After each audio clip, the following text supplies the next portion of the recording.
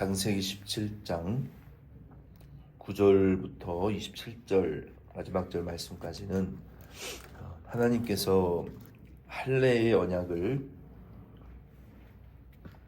통하여 은혜를 베푸신 또 언약을 이제 성취하시겠다고 확정하신 말씀입니다. 9절부터 10절 말씀 같이 읽겠습니다. 창세기 17장 9절로 10절, 제가 가진 성경은 20페이지에 있습니다. 하나님이 또 아브라함에게 이르시되 그런즉 너는 내 언약을 지키고 내 후손도 대대로 지키라. 너희 중 남자는 다 할례를 받으라. 이것이 나와 너희와 너희 후손 사이에 지킬 내 언약이니라. 아멘. 9절로 10절 말씀에 보면은 이 할례를 하나님께서 받으라고 말씀하셨어요. 창세기 15장 5절로 7절 말씀에 하나님이 이제 최종적으로 아브라함을 통해서 이루실 그 약속을 아주 구체적으로 하나님이 약속하셨습니다. 거기에 보면은 하나님이 그를 끌고 나가셔서 하늘의 별을 셀 수 있나 세보라. 내 자손이 이와 같으리라. 이때 아브라함이 여호와를 믿으니 이름도 안 바뀌고 할례도 받지 않았을 때예요. 이름도 바뀌지 않고 할례도 안 받았을 때예요.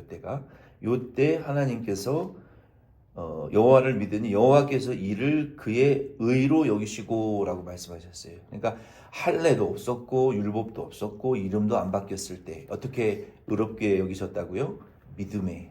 그러니까 자기가 자격이 있는 것도 아니고 지금 뭐 생산할 능력이 이제 죽은 자와 같이 되어버렸고 뭐 건강하지도 않고 아무런 소망과 희망이 자기에게 없는 상태에서 하나님을 믿으니 의롭게 여기셨다. 이게 구원의 이제 은혜라는 거예요. 요 15장 5절로 이제 7절 말씀을 기초로 하나님께서 할례의 언약을 그 약속을 확증하시는 의미로 할례를 요구하셨어요. 우리가 대부분 잘못 알고 있는 것이 구약의 할례가 행위로 구원받는 그 행위의 언약 중에 한 가지다. 그러니까 우리가 뭐 선을 행해서 네가 이것을 A라는 것을 행하면 내가 B라는 걸 줄게. 이 give and take 이 행위의 언약이라고 잘못 알고 있어요. 그러나 하나님이 이미 아브라함에게 15장 5절로 7절 말씀에 할례도 없고 율법도 없고 이름도 바뀌어지지 않았을 때 믿음으로 의롭다함을 받은, 그러니까 행위가 아니죠. 할례도 아니고 율법도 아니고 자기의 공로나 아브라함으로부터는 일도 어떤 구원의 행위가 어떤 공로가 없었던 상태에서 있을 수도 없는, 가능성이 없는 아주 완벽한 죄인의 상태에 처해 있는 아브라함이 여호와를 믿음의 의롭다함을 받았다라고 약속하신 그 약속의 확증으로 할례를 하나님이 행하라 하신 거예요. 그래서 뭐 할례를 행함으로 아브라함이 의롭다함을 받거나 아브라함에게 의가 전가된 것이 아니라 이미 죄인인 아브라함이 의롭다함을 받은 확증의 표로 할례를 받으라라고 말씀하신 거예요. 그래서 오늘날 이 구약의 할례는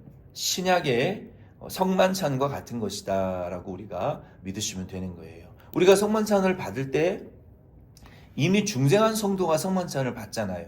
우리가 성만찬을 받을 때 예수님의 살과 피를 우리가 해마다 2번씩 기념할 때 어떤 믿음으로 성만찬을 받습니까? 내가 이 성만찬을 받아서 구원받고 죄사함 받는다라는 의미로 받지 않아요. 이 성만찬을 통해서 예수 그리스도의 죽으심과 부활과 재림을 확증하는 표로 내가 죄에 대하여 죽고 의에 대하여 살겠노라라는 확증의 표로 내가 그리스도의 부활에 동참하기 위하여 그리스도의 십자가의 고난을 지고 한평생 살아가겠다. 그런 믿음의 확증의 표로 우리가 세례를 성만찬을 받는 것처럼 이 할례라는 것은 다음 4가지 정도의 의미로 우리가 해석할 수가 있어요. 이 구약의 할례는 첫째로 예레미야 4장 4절 말씀해 보면은 정욕의 제거를 가리키는 거예요. 마음의 가죽을 벗기는 그 정욕의 제거라고 예레미야 4장 4절에 말씀하셨고, 골로새서 2장 11절 말씀해 보면은 할례당이다. 그러니까 우리가 예수 믿는 예수쟁이들이다라고 말한다는 그 예수쟁이라는 의미라는 것은 이런 의미라는 거예요. 골로새서 2장 11절 말씀에 하나님의 성령으로 봉사하며 그리스도 예수로 자랑하고 육체를 신뢰하지 않는 것, 그리고 육적인 몸을 벗어버리는 것. 빌립보서 3장 3절과 골로새서 2장 11절 말씀에. 그래서 우리가 예수 믿는다, 그러니까 예수쟁이들이다, 예수 그리스도로 영적인 할례를 받은 할례당이다라고 하는 것은 성령으로 행하고 육체를 자랑하지 않고 예수 그리스도의 이름으로 행하는, 육체를 신뢰하지 않는 이러한 그 성향을 보여주는 자들이 예수쟁이들이다라고 성경은 말하고 있는 거예요. 이게 첫 번째 할례의 의미라는 거예요. 두 번째는 예레미야 4장 4절에 마찬가지로 하나님의 소유물이 된다라는 거예요. 우리가 그리스도와 함께 연합되어진다라고 우리가 성만찬의 기도를 우리가 고백하는 것처럼 나는 예수 그리스도와 한 몸 되는 사람이다. 예수 그리스도와 함께 이제는 연합되어졌고 예수가 내 안에 내가 예수 안에, 이 연합을 의미하는 거예요. 연합이라는 것은 우리가 부부도 결혼을 안 했으면 몰라도 결혼을 했다면 연합이라는 것을 아는 사람이 결혼을 해야 돼요. 연합이라는 것은 뭡니까? 내 멋대로 살려고 하는 사람은 그 결혼하면 안 돼요. 아직도 훈련이 안 돼 있기 때문에 자기 하고 싶은 대로만 사는 사람은 절대로 결혼하면 안 돼요. 그 연합이라는 의미는 모르는 거예요. 연합이라는 것은 내가 하고 싶은 것은 상대방도 하고 싶어야 되는 거예요. 상대방이 하고 싶은 거는 나도 하고 싶은 것이 되어야 되는 거예요. 그게 연합이라는 건데, 자기 좋을 대로만 하고 사는 사람은 그거는 연합이라고 할 수가 없어요. 우리가 예수 그리스도와 연합되었다라는 것은요, 내가 하고자 하는 것이 예수님의 뜻이어야 되고 예수님이 원하시는 것이 내 뜻이 돼야 되는 거예요. 내가 기뻐하는 일이 예수님이 기뻐하는 일이 돼야 되고 예수님이 기뻐하는 일이 나도 기뻐하는 일이 돼야 연합이라고 말할 수 있어요. 근데 예수 믿는다고 하면서, 연합되었다고 하면서 예수님의 뜻과 내 뜻이 다른 삶을 산다는 것은, 그거는 예수 믿는 그 연합된 자의 삶을 산다고 할 수 없어요. 예수는 믿지만. 그래서 우리가 할례 받는다라는 것은 나는 하나님의 소유물이고 하나님의 연합된 자, 연합된 자라는 의미라는 거예요. 세 번째는 할례라는 것은 그 언약에 참여하는 자가 된다라는 거예요. 나는 하나님과 이 계약을 맺은 자, 영적인 언약, 카버넌트. 내가 이렇게 하나님 말씀을 순종해야 될 그 당사자이고 나는 순종해야 될 사람이고 하나님은 내 그 주인이시다. 이런 의미라는 거예요. 네 번째는 나는 하나님의 백성이 된 표를 갖고 있는 사람이다. 나는 내 머리 위에는 이 영적인 나시름과 같이 거룩한 이 육적인 할례의 표가 아니라 나는 하나님의 백성된 자다라는 이런 표를 갖는 것이다라고 말할 수가 있는 거예요. 그래서 할례는 예수 그리스도를 믿는 자에게 주시는 그 은혜의 언약에 대한 구약, 아브라함에게 그 할례를 주셨을 때에도 확증이었다는 거예요. 그러니까 행위로 거룩하고 구원을 받으라고 준 표가 아니라 이미 창세기 15장 5절로 7절에 믿음으로 의롭다함을 받은 아브라함에게 하나님의 언약에 대한 확증의 표로 뭡니까? 하나님과 연합됐고 나는 하나님의 백성이고 하나님의 백성된 표시가 내 위에 있고 나는 마음의 육신의 죄의 정욕을 벗어버리는 자라는 그 확증의 표로서 세례와 같이 주신 것이 할례이지, 이거를 통해서 행위로 구원받으라고 준 것이 구약의 의미도 아니라는 거예요. 이때는 아직 예수 그리스도께서 오실 때가 되지 않았고 마귀의 방해가 있었기 때문에 할례를 통한 그 예수 그리스도의 구원의 언약을 그림자적으로 보여준 것 뿐이에요.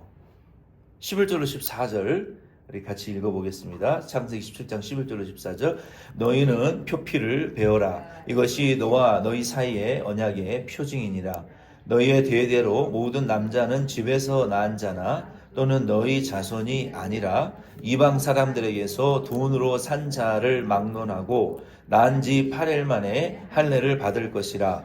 너희 집에서 난 자든지 너희 돈으로 산 자든지 할례를 받아야 하리니 이는 내 언약이 너희 살에 있어 영원한 언약이 되려니와 할례를 받지 아니한 남자 곧 그 피를 베이지 아니한 자는 백성 중에서 끊어지리니 그가 내 언약을 배반하였음이니라. 아멘.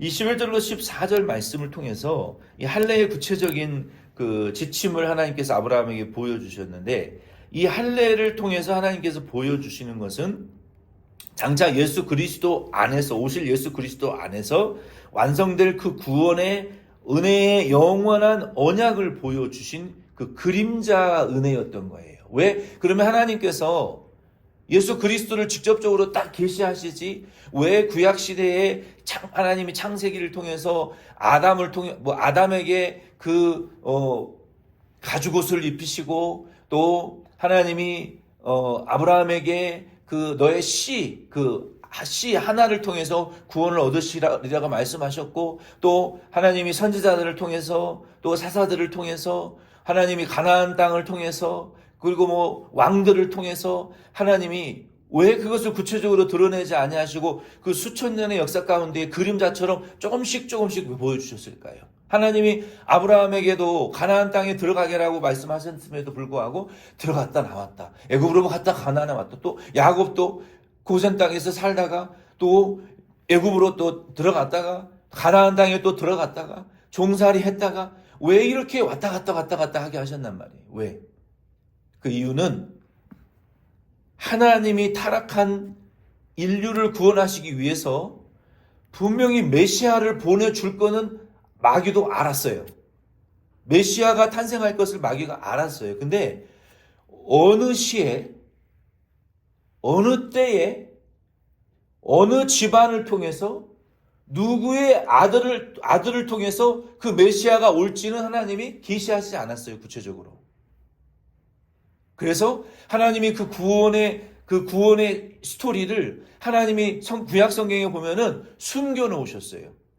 그러다가 하나님이 마침내 다윗을 통해서, 모세를 통해서는 너와 같지 않은 다른 선지자가 실로가 올 것이다, 그렇게 말씀하시더니 하나님이 이사야를 통해서, 이사야 때부터 다윗에게도 후손이라고만 말씀하셨지, 이사야를 통해서 가장 분명하고 확실하게 하나님이 계시하셨어요. 그래서 이 이사야가 대선지자라고 호칭을 받는 이유는 무엇이냐면은 너무나도 구체적으로 고난받는 메시아, 우리를 위하여 대신 십자가를 지고 죽으실 그 메시아의, 고난받는 메시아에 대해서, 또 선지자들을 통해서, 소선지자서를 통해서 예수 그리스도가 나사렛이라는 곳에 태어나실 것이라는 그 구체적인 동네까지, 그리고 누구의 후손을 통해서 태어날 거라는 것까지 구체적으로 구약 성경에 말씀하셨단 말이에요. 그러나 예수 그리스도의 탄생에 대해서는 구약 성경에는 여전히 비밀로 가려워져 있었어요. 그래서 구약 성경에 나타나 있는 이 족장을 통해서 말씀하신 할례나 율법이나 사사나 선지자나 왕이나 제사법을 통해서, 제사를 통해서 이렇게 구약에 보여주신 이 모든 것을 이렇게 그림자적으로만 보여주신 이유는 뭐였냐면, 누가 방해를 하기 때문에 그래요? 마귀가 다윗의 후손으로 오실 예수 그리스도를 죽이려고, 어떻게든 인류를 구원하기 위하여 보내실 메시아가 탄생하지 못하도록 방해하려고 했기 때문에 하나님이 아브라함의 때는 아직 한참 멀었던 때예요. 예수님이 태어나기 전에는. 그래서 이 고대 사회에 하나님이 예수를 계시하실 때에 그림자적으로 하나 보여주신 것이 무엇이냐면은 이 할례의 언약이다. 이 할례의 언약은 창세기 15장 5절로 7절에 하나님이 믿음으로 의롭다 함을 받은 아브라함에게 장차 예수 그리스도께서 오셔서 우리의 마음의 가죽의 죄를 제거하시고 하나님과 연합되어지고 하나님 백성되고 하나님의 자녀된 표를, 우리에게 성령의 표를 우리에게 주실 것을 확정하기 위한 그림자적인 은혜로 우리에게 보여주신 언약의 확증의 표가 할례지, 행위로 구원받으라고 주신 표가 구약에도 아니었다. 이에 대해서 로마서 4장 전체의 말씀, 오늘 여러분 묵상의 숙제예요. 오늘 37번째 말씀이 나갔지만 오늘 로마서 4장을 오늘 본문 말씀과 함께 꼭 묵상하시기를 바랍니다. 그 중에 창세기 4장 17절로 25절 말씀에 바울이 방금 제가 한 이 두 구조, 창세기 15장 5절로 7절에 믿음으로 의롭다 함을 아브라함에게 할례를 받으라고 하신 것은 예수 믿은 성도들이, 중생한 성도들이 구원받은 확실한 표로 세례를 받은 것이다 라고 이 구조로 명확하게 이 창세기 17장을 해석하고 있어요. 로마서 4장 17절로 25절 말씀을 제가 읽어드리겠습니다. 1절로 24절까지의 말씀은 창세기 15장 말씀을 주로 말하고 있어요. 아브라함이 믿음으로 의롭다 함을 받은 것은 행위로 받은 것이 아니고 믿음으로 받은 구원이다. 그는 중생의 구원을 가리키는 거예요. 그리고 이 창세기 17장 말씀을 해석을 하면서 로마서 4장 17절로 25절 말씀에 이렇게 말하고 있어요. 기록된 바, 이건 창세기 17장 5절을 가리키는 거예요. 로마서 4장 17절 25절에 내가 너를 많은 민족의 조상으로 세웠다 하심과 같으니 그가 믿은 바 하나님은 죽은 자를 살리시며 없는 것을 있는 것으로 부르시는 이시니라. 아브라함이 바랄 수 없는 중에 바라고 믿었으니 이는 내 후손이 이 같으리라 하신 말씀대로 많은 민족의 조상이 되게 하려 하심이라. 그가 100세나 되어, 자,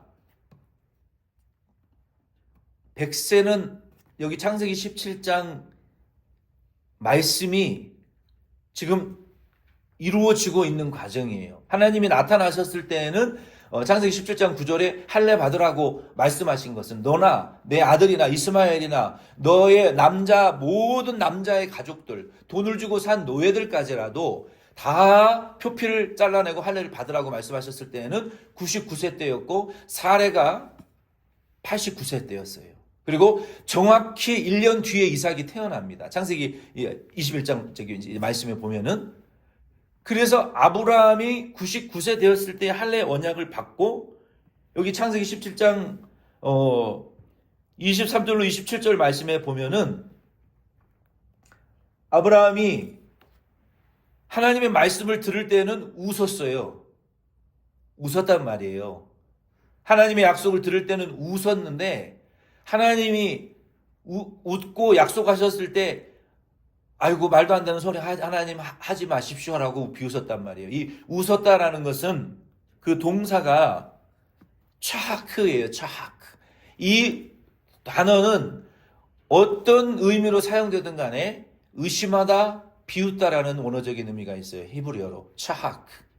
그러니까 아브라함이 비웃은 거예요. 아무리 좋게 해석을 하려고 해도 성경 모든 용법에 의심하고 비웃었다라는 단어로밖에 쓰이지 않았어요. 이 차하크라는 단어는 웃었다, 의심했다, 비웃었다는 뜻이에요. 하나님의 약속을. 근데 그 동사가 똑같이 쓰여지는 동사가 어디에 나타나냐면 창세기 21장 6절에 사라가 이삭을 낳고 여호와가 나로 웃게 하시니, 하나님이 나로 웃게 하시니 내가 듣는 자와 함께 웃으리로다 라고 고백하는 장면이 나와요. 근데 그 이삭의 이름이라는 것은 차하크, 웃다라는 그 동사와 같은 어원을 가지고 있어요. 차하크, 이츠하크. 히브리어는 차하크, 웃다, 이츠하크. 사람들로 함께 웃다. 그래서 이츠하크가 이삭이라는 단어로 번역이 된 거예요. 이츠하크라는 것은 하나님이 나로 웃게 하시니, 체호크, 내가 사람들과 함께 웃으리로다. 이츠하크. 그러니까 웃는다라는 것이 비웃음에서 하나님의 언약이 성취되고 나니까 하나님께 영광을 돌리는 웃음으로, 그래서 이삭의 의미가 웃다라는 의미예요. 비웃음에서 하나님께 영광 돌리는 자의 웃음으로 웃음이 바뀌어져 버린 거예요. 아브라함도 비웃었거든요. 농담으로 여기면서 이스마엘이나 그 약속이 이스마엘을 통해서나 이루어지면 좋겠나이다라고 했던 아브라함이, 그러나 하나님이 아니다 분명히 말씀하셨어요. 이스마엘은 내가 이렇게 축복할 것이지만 12자녀를 낳는 이런 복을 내가 이삭 이스마엘에게는 줄 것이지만 내가 너에게 이룰 언약은 이름까지 지어주셨어요. 하나님이 이삭이라고, 내년 이맘때에 태어날 이삭을 통해서 내가 이룰 것이다. 그리고 하나님이 말씀을 마치시고 하늘로 올라가셨어요.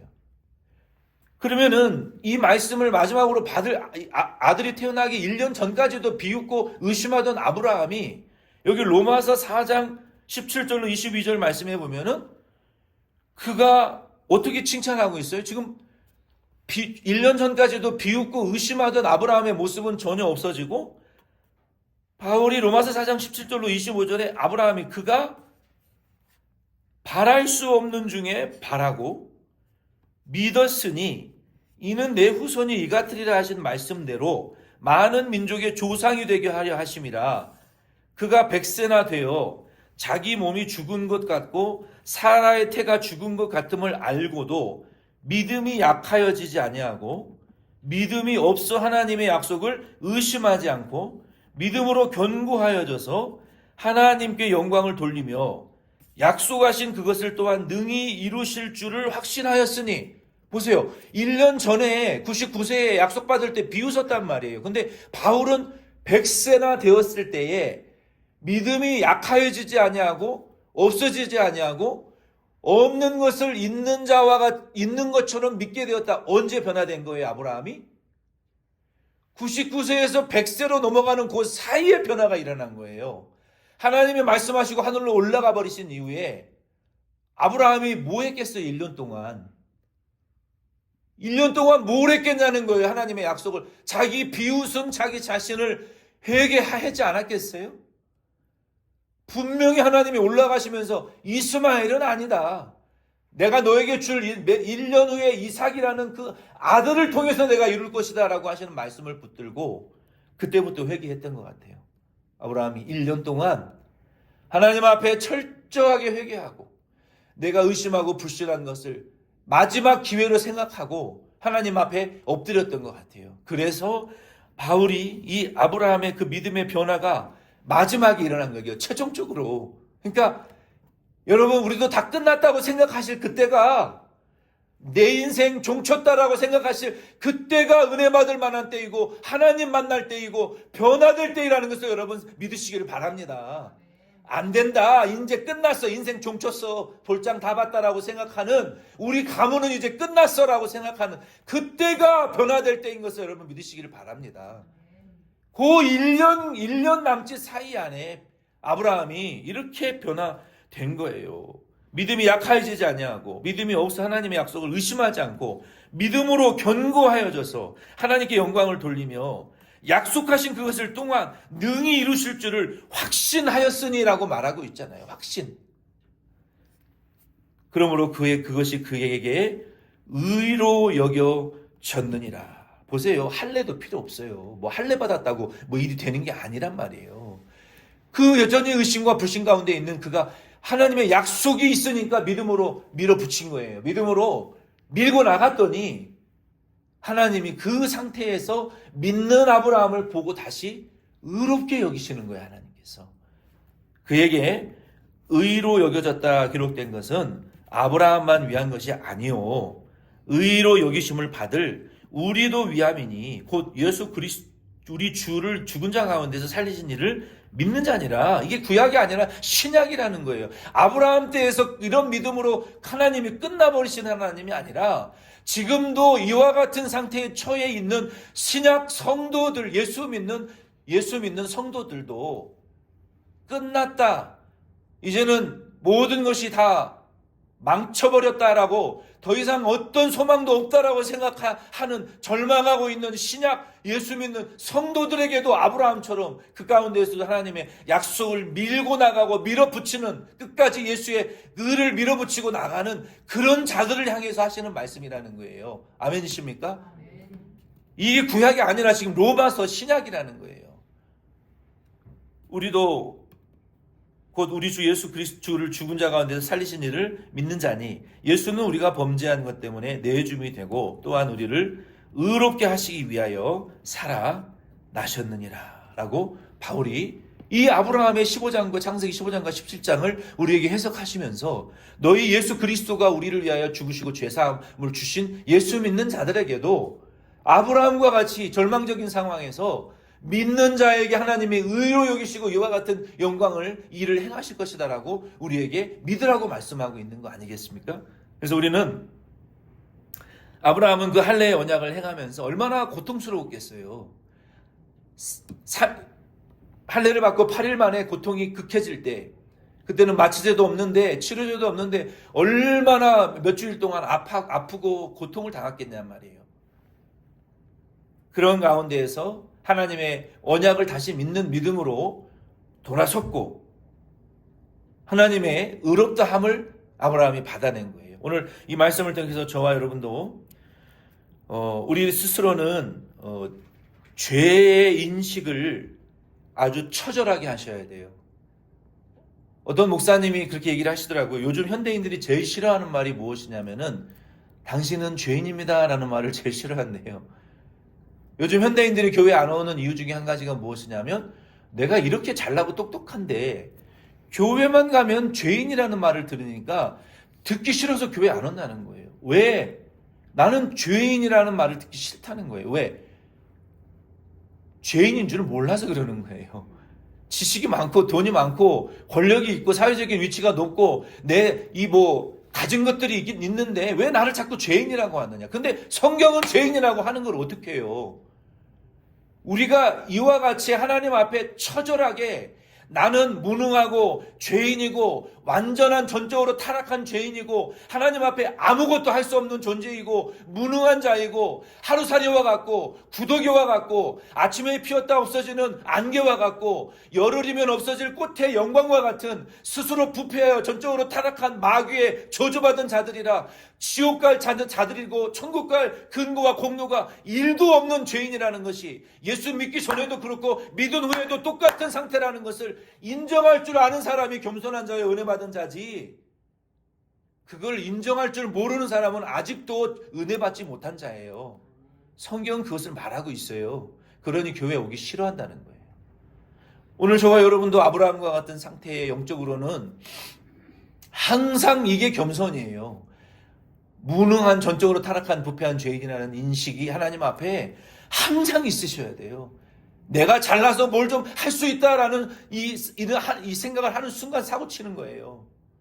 그래서 이러한 상태가 돼야, 이러한 인식을 하고 하나님 앞에 살아야 우리는 항상 하나님 앞에 불쌍히 여김을 받아요. 항상 하나님 앞에 긍휼히 여김을 받아요. 항상 하나님 앞에 도움을 받아요.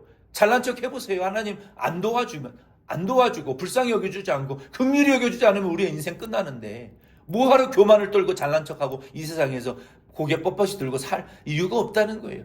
그저 하나님 앞에 엎드려져서 나는 죄인으로서입니다. 나는 날마다 죽습니다라고 했던 바울과 같이.